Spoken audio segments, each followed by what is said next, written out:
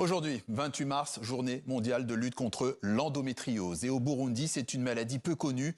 Pourtant, elle concerne des milliers de femmes qui souffrent de douleurs très violentes dans le bas du ventre, généralement au moment des règles. Souvent cause d'infertilité, l'endométriose est souvent vue comme une maladie honteuse.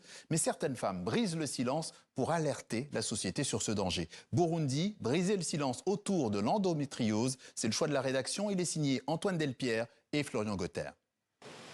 Comme de nombreuses femmes atteintes d'endométriose, Cristela Marisa Quizera, 42 ans, a longtemps vécu dans l'ombre de la maladie avant de pouvoir mettre un mot sur ses douleurs.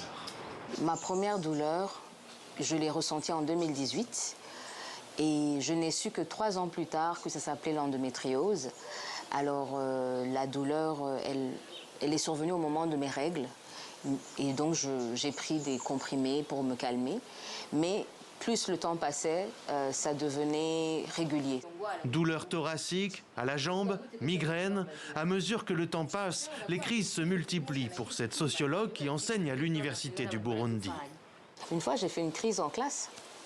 La crise, c'est quoi? Ce sont des douleurs qui font que j'étais debout en train d'enseigner et j'ai commencé à aller m'asseoir et j'ai décrété que le cours était fini. Et quand ça vous arrive devant des gens qui ne voient pas ce que vous avez, qui ne comprennent pas, il y a un sentiment de honte qui va s'installer. Il y a une culpabilité. Une culpabilité qui s'ajoute aux conséquences de la maladie qui entrave la vie sur le long terme. Je suis en deuil, en fait. En deuil d'une carrière que j'aurais voulu avoir. Parce que moi, j'ai soutenu ma thèse en juin 2022.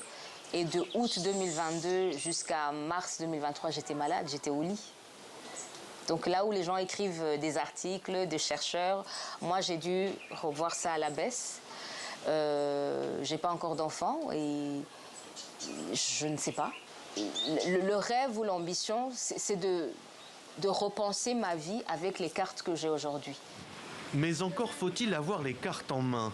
De nombreuses Burundaises et leurs familles ignorent qu'elles sont atteintes d'endométriose, cette affection gynécologique chronique dans laquelle l'endomètre, le tissu qui tapisse normalement l'utérus, se développe en dehors, dans les trompes, les ovaires, la vessie, parfois dans les intestins ou encore dans les poumons, provoquant d'intenses douleurs et dans de nombreux cas l'infertilité. Nous sommes dans une situation africaine où une femme et la maternité, c'est très capital pour son couple et pour sa vie sociale. Des fois aussi, la famille ne comprend pas à l'intérieur, quand ils ne sont pas instruits, ils ne peuvent pas comprendre que c'est une maladie.